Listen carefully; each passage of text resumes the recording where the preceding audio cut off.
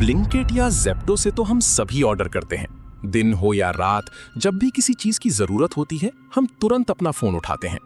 और जो delivery boys होते हैं वो सर्दी गर्मी देखे बिना हम तक सामान पहुंचाते हैं। लेकिन दोस्तों, क्या आपने कभी सोचा है कि रात के अंधेरे में किसी अनजान गली में डिलीवरी करने जाना कितना खौफनाक हो सकता है? आज की कहानी ऋतिक नाम के एक 23 साल की डिलीवरी बॉय की है, जिसके साथ एक रात कुछ ऐसा हुआ जो वो जिंदगी भर भुला नहीं पाएगा। आज की वीडियो इतनी डरावना है कि इसे सुनकर लिटरली आपके रोंगटे खड़े हो जाएंगे। इसलिए अगर आप अकेले हैं तो इसे किसी के साथ बैठकर ही सुनना।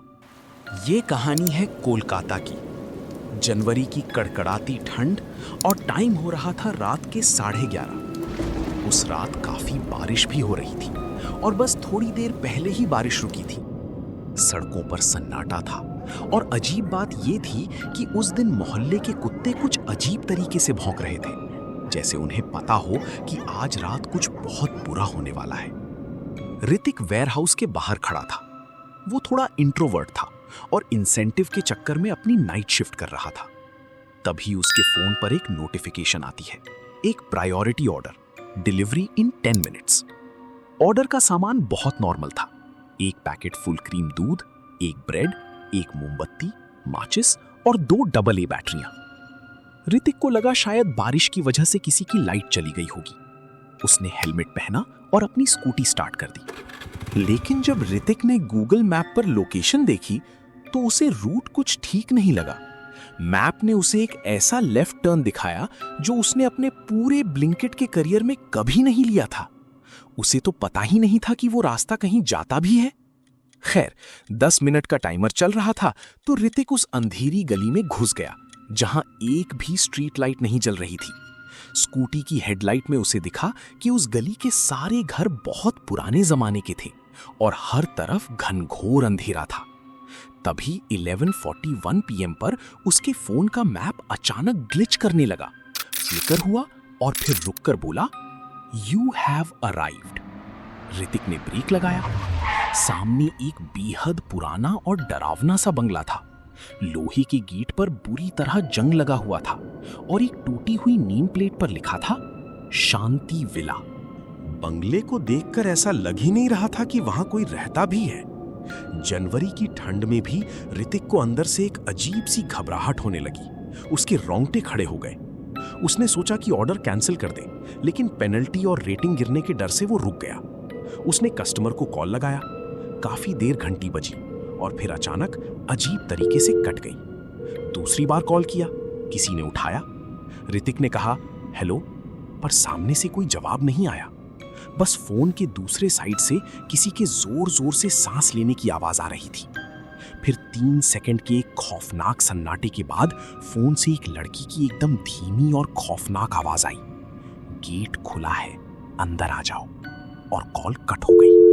ऋतिक डरते हुए उस जंग लगे गेट को धक्का देकर अंदर गया।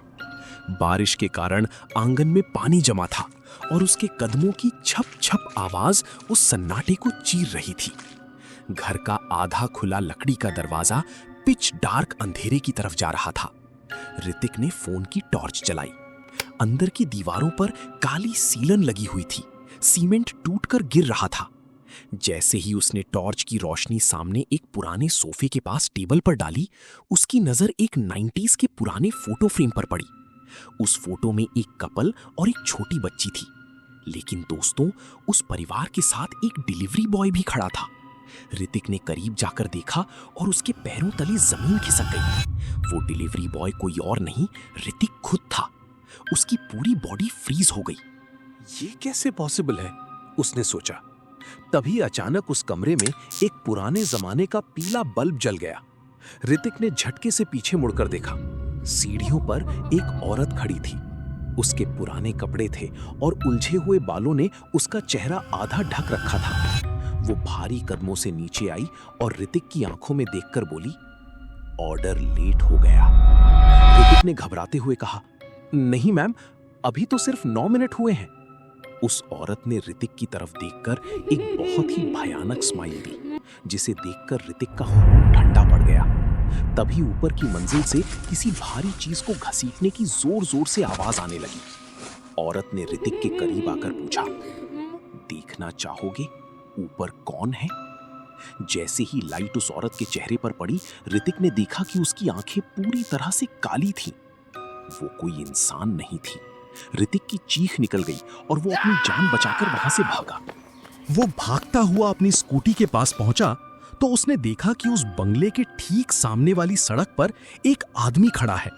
उस आदमी ने ऋतिक से कहा, भाई मैं कब से आपका इंतजार कर रहा हूं, आप उस घर के अंदर क्या कर रहे थे? ऋतिक ने कांपते हुए बताया, मुझे लगा वही आपका एड्रेस है। उस घर में जो औरत है वो बहुत अजीब है। ये सुनते ही उस आदमी के चेहरे का रंग उड़ गया। उसने जो कहा वो सुनकर ऋतिक के होश उड़ गए। उस आदमी ने कहा, आप क्या बोल रहे हो? इस घर में तो 40-50 साल से कोई भी नहीं रहता है। ये घर बिल्कुल खाली पड़ा है।